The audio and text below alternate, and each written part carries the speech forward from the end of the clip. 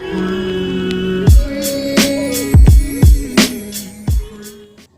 Dear students, as you know previous video में हमने बात की chapter number 10 that is employment and unemployment. उसमें हमने डिस्कस किया अनएम्प्लॉयमेंट क्या होती है, types of unemployment, what are the causes, उसके इफेक्ट्स क्या हैं एंड गवर्नमेंट ने कौन कौन सी स्ट्रेटजी, कौन कौन से मेथड्स को यूज किया to remove this problem. So today we are going to start the next chapter that's India's foreign trade. जैसे कि नाम से ही पता चल रहा है, फॉरेन ट्रेड का मतलब होता है इंटरनेशनल ट्रेड। इट मींस हम जो भी इंपोर्ट या फिर एक्सपोर्ट करते हैं, ये दोनों जो टर्म्स आती हैं, import as well as export, both are included in international trade.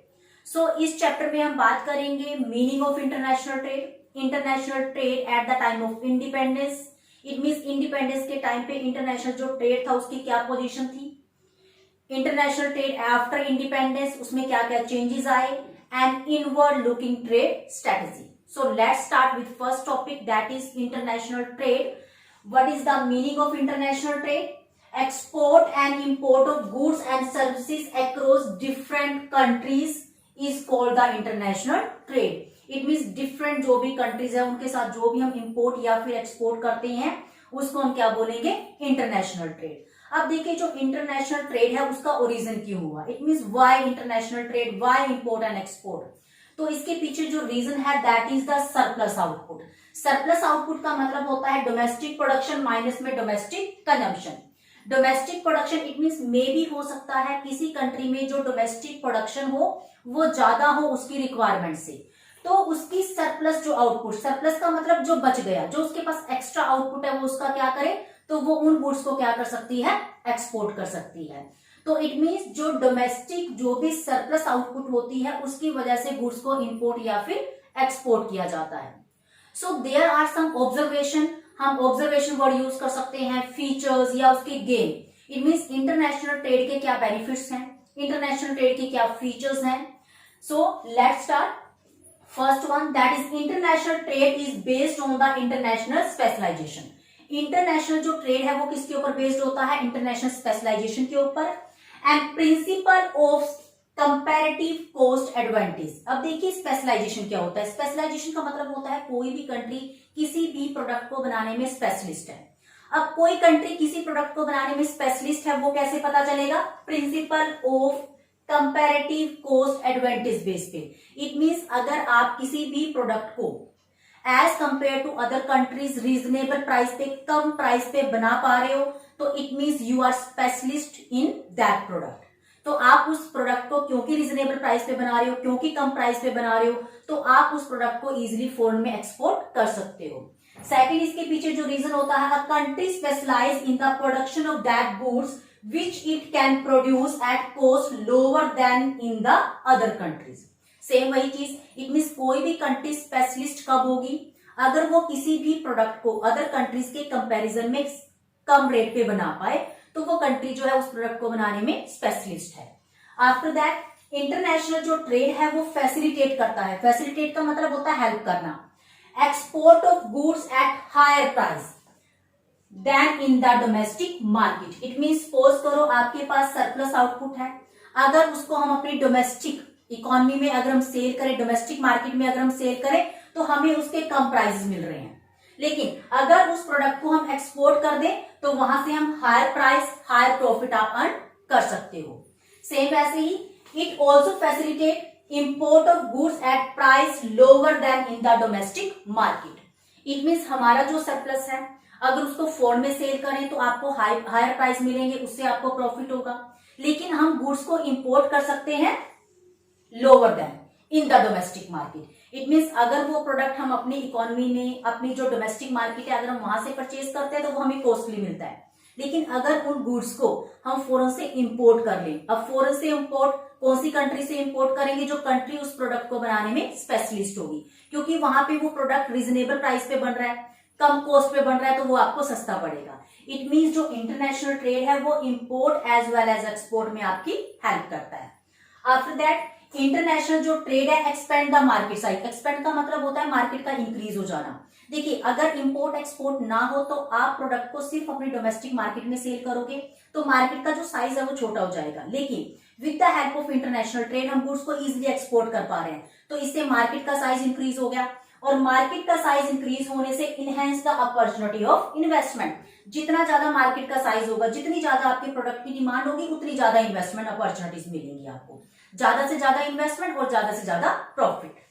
After that higher investment leads to higher GDP growth, जितनी ज्यादा इन्वेस्टमेंट उतना ज्यादा gross domestic production, and we can say serve as an engine of growth. It means किसी भी economy को अगर grow करना है, किसी भी कंट्री को अगर ग्रो करना है, उसकी जो बेसिक रिक्वायरमेंट है दैट इज इन्वेस्टमेंट। जितनी, क्योंकि इन्वेस्टमेंट एंड जीडीपी दोनों में पॉजिटिव रिलेशन होता है, higher investment higher GDP growth. And next, an important mean of earning foreign exchange. Foreign exchange का मतलब होता है फॉरेन करेंसी। इट मीन्स अगर हम गुड्स को एक्सपोर्ट करते हैं तो उससे जो फॉरेन करेंसी है वो आपकी इकोनॉमी में आएगी। इट मीन्स इससे फॉरेन करेंसी की जो सप्लाई है वो इकोनॉमी में इंक्रीज हो जाती है। After that help in finding market for surplus domestic output. Surplus का मतलब क्या होता है, डोमेस्टिक प्रोडक्शन माइनस में डोमेस्टिक कंजम्पशन। इट मीन्स आपकी कंट्री में जो एक्स्ट्रा आउटपुट है, जिसकी रिक्वायरमेंट हमारी डोमेस्टिक मार्केट में नहीं है, उस प्रोडक्ट के लिए आपको जो मार्केट है वो कहां पे अवेलेबल होती है, अदर जो भी कंट्रीज हैं। इट मीन्स जो इंटरनेशनल जो ट्रेड है वो आपके प्रोडक्ट को, जो आपका सरप्लस प्रोडक्ट पड़ा हुआ है, उसके लिए मार्केट अवेलेबल करवाता है ताकि आप अपने प्रोडक्ट को वहां पे सेल कर सको। After that it promote the quality of life of the people. लोगों के लिविंग स्टैंडर्ड को अप करता है। How? By providing variety of goods and services at the reasonable rate. It means अगर हम फॉरेन से गुड्स को इंपोर्ट करते हैं या अगर हम अपनी गुड्स को एक्सपोर्ट करते हैं तो number of goods, variety of goods and services हमें अवेलेबल होंगी, और उसमें से जो भी बेस्ट होंगी रीजनेबल प्राइस पे आप उस चीज को यूज कर सकते हो। तो इससे क्या होगा, लोगों का जो लिविंग स्टैंडर्ड है वो अप हो जाएगा। So this is all about international trade and its observation. So अभी हमने डिस्कस किया meaning of international trade and its observation, features and gain. Now we will discuss about international trade at the time of independence. It means independence के time पे 1947 में जब India को independence मिली, उस time पे इंडिया का जो फॉरेन ट्रेड था, जो इंटरनेशनल ट्रेड था, उसकी क्या पोजीशन थी। देखिए, किसी भी कंट्री का जो इंटरनेशनल ट्रेड है उसको 3 पार्ट्स में डिवाइड किया जाता है, composition of trade, direction of trade and volume of trade. It means eight the time of independence India का जो फॉरेन ट्रेड था उसका वॉल्यूम क्या था, उसकी कंपोजिशन क्या थी एंड उसकी डायरेक्शन क्या थी। So let's start. India's international या फिर हम कहें foreign trade at the time of independence, इसकी जो ऑब्जर्वेशन है, Indian economy suffered its colonial exploitation during the British government. We all know it means British government के टाइम पे Indian जो इकोनॉमी है, इंडियन जो मार्केट था, उसको एक्सप्लॉयट किया गया। और उसको एक्सप्लॉयट कैसे किया गया, जो ब्रिटिशर्स थे वो क्या करते थे, इंडिया से रॉ मटेरियल को ब्रिटेन लेके जाते थे, यहां से हम रॉ मटेरियल को एक्सपोर्ट करते थे, वहां पे गुड्स को फाइनल गुड्स में कन्वर्ट किया जाता था, रॉ मटेरियल को फाइनल गुड्स में कन्वर्ट किया जाता था। उसके बाद उस फाइनल प्रोडक्ट को इंडियन मार्केट में सेल किया जाता था। इट मीन्स हम रॉ मटेरियल एक्सपोर्ट कर रहे थे और इंपोर्ट किन चीजों को कर रहे थे, फिनिश गुड्स को। इट मीन्स हमारी जो मार्केट है उसको एक्सप्लॉयट किया गया। इस वजह से इंडिया में जो रॉ मटेरियल है उसकी कमी हो गई और हमारा जो हैंडीक्राफ्ट जो बिजनेस था, कॉटेज जो इंडस्ट्रीज थी, उसको डिस्ट्रॉय किया गया। So we can say the British use our natural resources as raw material. जो ब्रिटिश गवर्नमेंट थी हमारे जो रिसोर्सेज थे उसको रॉ मटेरियल की तरह यूज कर रही थी।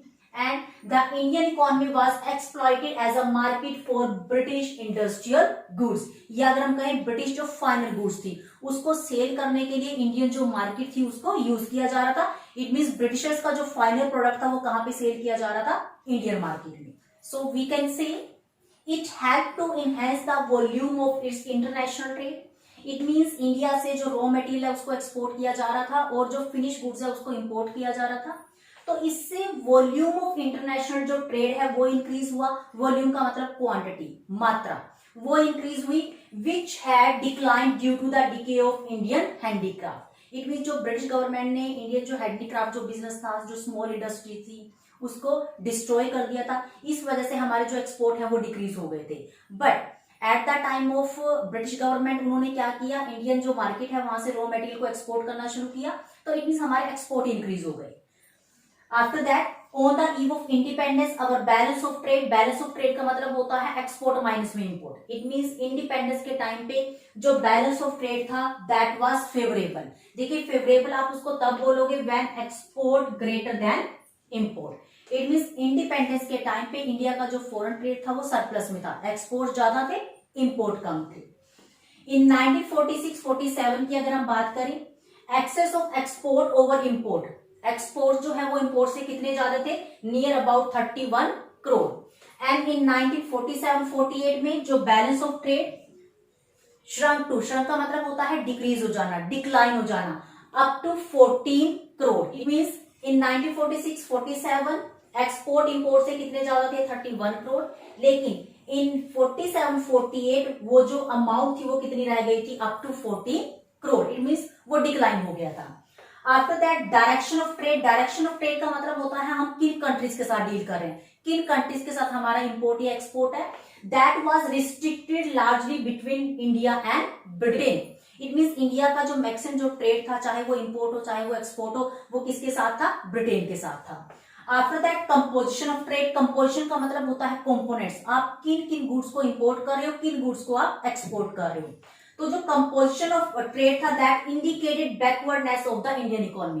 इट मींस अगर कंपोनेंट की बात की जाए तो उसके अकॉर्डिंग जो इंडियन इकोनॉमी थी वो बैकवर्ड थी। यहाँ पे बैकवर्ड क्यों वर्ड यूज किया गया, क्योंकि हम एक्सपोर्ट कर रहे थे रॉ मटेरियल को और इंपोर्ट हम किसको कर रहे थे, फिनिश गुड्स को। It means we are not capable to produce the final goods, हम फाइनल गुड्स बनाने में कैपेबल नहीं थे, हमें वो गुड्स फॉरेन से इंपोर्ट करनी पड़ रही थी। तो इससे शो होता है भी इंडियन जो इकोनॉमी थी वो कैसी थी, बैकवर्ड थी।